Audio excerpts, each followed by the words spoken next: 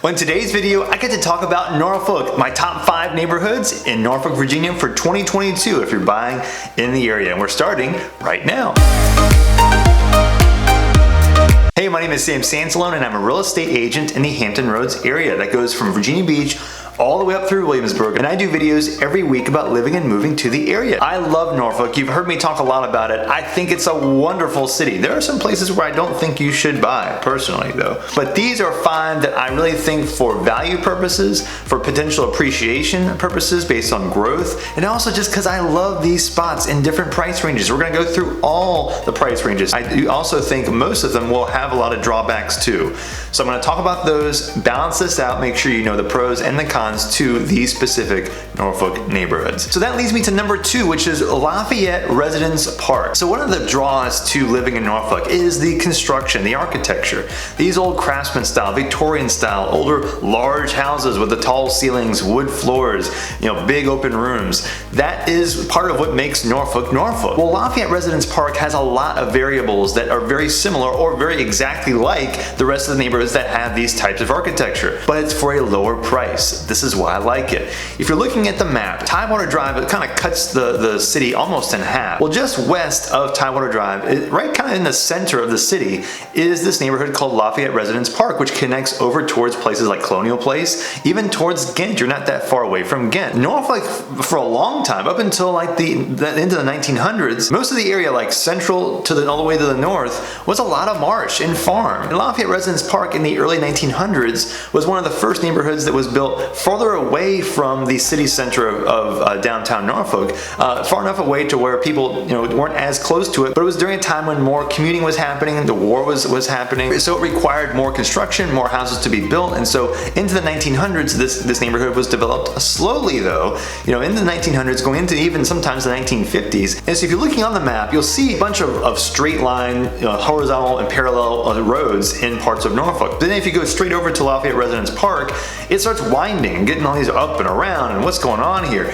They designed this intentionally. It's more of a French design. It feels extremely alike. You talk places like Colonial Place, places like parts of Ghent and Westgate and Larchmont. There are elements of all those neighborhoods in Lafayette Residence Park. And it's got that great feel, the trees, the architecture, the streets are awesome. So while it's not a huge neighborhood, it does have that really treasured feel that a lot of Norfolk has that also often can be a lot more expensive. There is Lafayette Park, which is on the western side of Lafayette Residence Park, and there's a dog park there, which is another benefit of being in this neighborhood because there aren't that many places like this that have access to a park like this. One of the great things about Lafayette Residence Park is you're a quick drive to Ghent. I mean, you can get off on Lafayette Boulevard, head all the way west near Colonial Place. Lafayette Boulevard turns into 26th Street. That will take you all the way through into Ghent. It takes you maybe like 7, 8, 9 minutes or so. Now the price range in here can vary. It can be anywhere as low as the low $300,000 price range right now, but it can go up into the 4s, sometimes even the 5s, even higher than that, if you get the right spot. But for the most part, 3s and 4s is the meaty spot of this neighborhood. The drawbacks are going to be, it's close to Tidewater Drive, which is not a great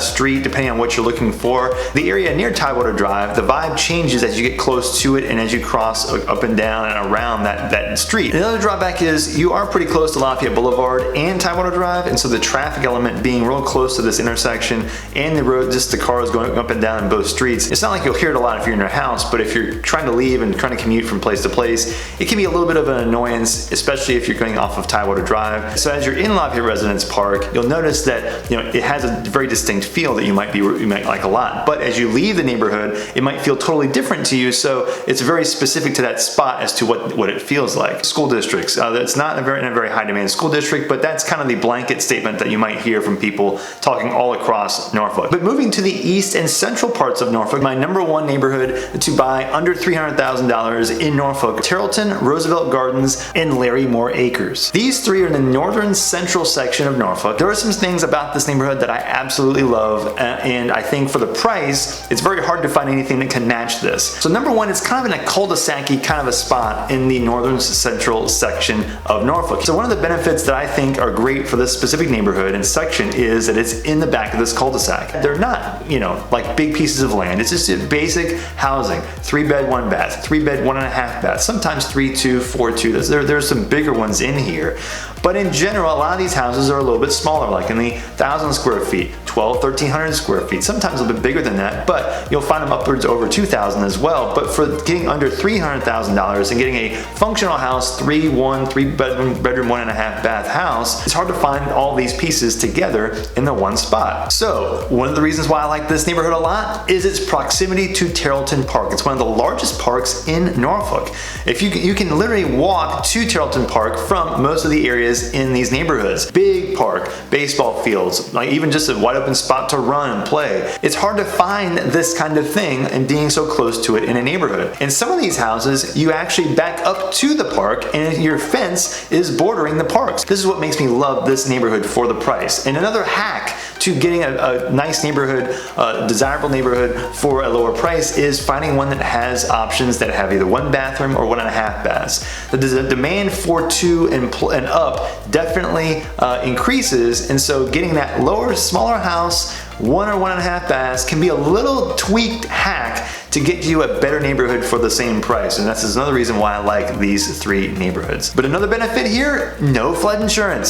So a lot of places in Norfolk might require it, but here there are no or very little spots where this even becomes a conversation. Drawbacks here, nothing special. You know, you're not gonna get like a bunch of fancy stuff. The architecture is not super exciting. And also if you wanna get to Ocean View, you can't drive from there directly to Ocean View. You have to drive all the way around like that cul-de-sac thing I mentioned. So you got to go around Little Creek to get there. So that brings me to my next one, which I love and I still think is a value, is Colonial Place. So Lafayette Residence Park is just east of here, but if you go further west, you'll see Colonial Place, which is that much closer to Ghent. You're a couple minutes closer to Ghent. This section is a bit larger than Lafayette Residence Park, and it's kind of tucked away into this corner like a thumb sticking up out into the Lafayette River. So the neighborhood itself has lots of similar styles of houses in it. The Craftsman colonial style houses that we've talked about and I love in Norfolk, they're all scattered through here. And it's a very highly concentrated section of this style of house, which is part of what makes it so appealing. But these can go small. There are 3, 4, 5 bedrooms, anywhere from 15, 2,000, 3,000 and up square feet along the water. On the water, you're talking 5, 6, 7 plus because you're on the water. But coming off of the water, you're talking under 475, 500. You can get 450, you can get 400, and then 3s in a lot of times. I've even seen them under 3 every once in a while. So you've got a little bit of variety here, but the neighborhood vibe is awesome. The trees, they're here, the quietness of the streets, but you're close to main roads. You're also close to Ghent, West Ghent, all the things happening in that section of Norfolk, as well as pretty close to downtown as well. For the price, you can't get this type of neighborhood most anywhere else, including the location to Ghent, location to downtown Norfolk, and just the feel of the neighborhood. Because people can go for walks through the neighborhood, but if you go around the water along Mayflower Road, you got awesome views of Lafayette River, and you're also easy access to Colley Avenue, which is like the northern section of Colley Avenue, which has some good restaurants up there. Coogan's Pizza is there. One of my favorites, like Grand Kitchen, a small restaurant, awesome restaurant on Colley is close to there, as well as Hank's Filling Station if you just want to hang out. There's some games in the back, have a beer. You can walk from Colonial Place over to this whole section of town, and you're directly north of Colonial Avenue, which is another part of Ghent that has other restaurants and stores. Now the drawbacks to Colonial Place, east side, west side, and north side can deal with some specific tidal flooding primarily. So coming off of Mayflower on the north side, and also along the creeks, there are two creeks that parallel on both sides of Colonial Place, and both of those can have tidal flooding issues directly around the edges of the neighborhood. So if you live around the far east side or far west sides of the neighborhood, or even the north side, flood insurance becomes a thing, and also where you park your car, specifically closer to areas on the east side near Lafayette Apartments, Delaware Avenue. That section can have some problems of tidal flooding even when it's sunny outside. That is one thing that's unique to this area that you might not see if you're looking for a house, on one day. You might not notice it until you get in and live in the house. The next one is one I love, I've talked about a lot, I think is amazing and still a great value, is West Ghent. West Ghent is on the western and southwestern sections of Norfolk. It's right next to Ghent, across the street from Hampton Boulevard. You cross into there and find this little oasis right off the main road. West Ghent is very similar to me to parts of Ghent itself. A lot of great restaurants in here. One of my favorite restaurants or places to have a beer is the Birch, which is down here. Next to that is the Chelsea Bakehouse. I love that place. Get a pizza and then have it over at the Birch. And also Torch is across the street from there. And also a new place, a wine bar called Grandiflora Wine Garden, which I've not been to yet, but is also in Westgate, very close to the rest of these restaurants. There are some others around here. Some breweries, Benchtop is one, Smart Mount's another one. You have several small parks, and the big one, Jeff Robertson Park, that's on the top side of Westgate, is very nice and next to a wildlife bird sanctuary. Now the prices of these houses can be into the 5s, 6s, and 7s, but at the same time, for the feel of what you can get in Ghent, you can ship to Westgate and still get a house under 5, sometimes in the mid $400,000 price range for detached houses. Now that being said, there are also lots of attached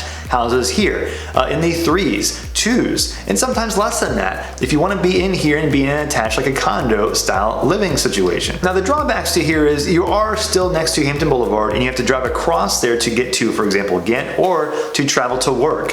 So this takes you closer to the Midtown Tunnel, which takes you towards Portsmouth and Suffolk. You're close to that section, but the tunnel itself connects to Hampton Boulevard, and so everything kind of on this section kind of runs through that street, and so traffic can be a problem. Really big, a big bear, especially during rush hour, in that section on Hampton Boulevard near the tunnel can back up quite a bit. Another drawback, part of the area has some flood insurance. We talked about that a lot in Norfolk in general, so this is not too much of a surprise, I suppose. That leads me to my next neighborhood, which it's really getting popular and starting to grow outside of the neighborhood itself, which is East Beach. East Beach has only been around for like 15 years. If you're looking on a map, if you look at the Ocean View, I mentioned Ocean View before, on the far east northeastern corner of Ocean View in Norfolk, you'll see this bulb section on the corner there. That was all redeveloped in the last 15 years to be what is now the neighborhood of East Beach. East Beach has attached houses, single family houses, anywhere from the 4s, 5s, 6s, and up, 7, $1 million plus on the water. You've got a neighborhood called Bay Point that is also a totally different vibe, but right next to there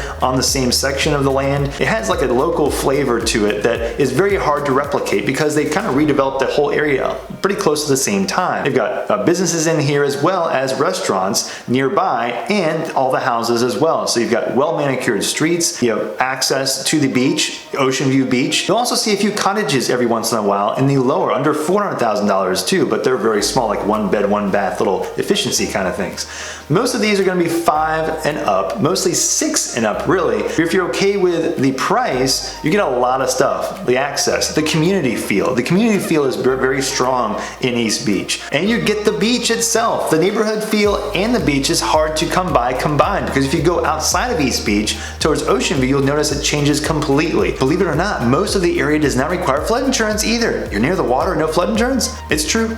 Pivoting just across the street across Shore Drive is another neighborhood that I really like a lot for the price, is called The Turn. New construction anywhere from the 5s up into the 8s, but this type of house is very hard to find this close to the beach, and also new construction at the same time. And it literally is just a walk away from the beach. You have to cross the street on Shore Drive, but it's a great spot. So I want to combine that in addition to East Beach itself. Both of those spots combined make it a great neighborhood and great spot to be.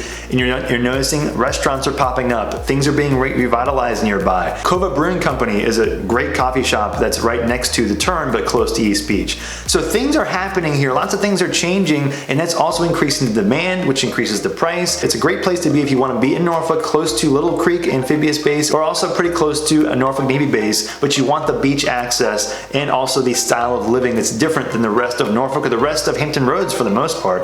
This is a great place to check out. I love East Beach. Drawbacks, it's expensive. You're paying $600,000, $700,000, $800,000 plus for things you might be able to get $100,000, $200,000 cheaper or more anywhere else in Norfolk for the size. I did a top 5 neighborhoods under $500,000 in Norfolk that I think you might want to check out if you do like these types of neighborhoods. But if you want to learn more about living in the area, living in different parts of the Hampton Roads and Norfolk area, I've got a video as well here you can check out too. If you have any questions about living here or you want to relocate to this area, I put my contact information in the description. You can reach out to me at any point and I'll do whatever I can to help you relocate to this area. And I will see you on the next video.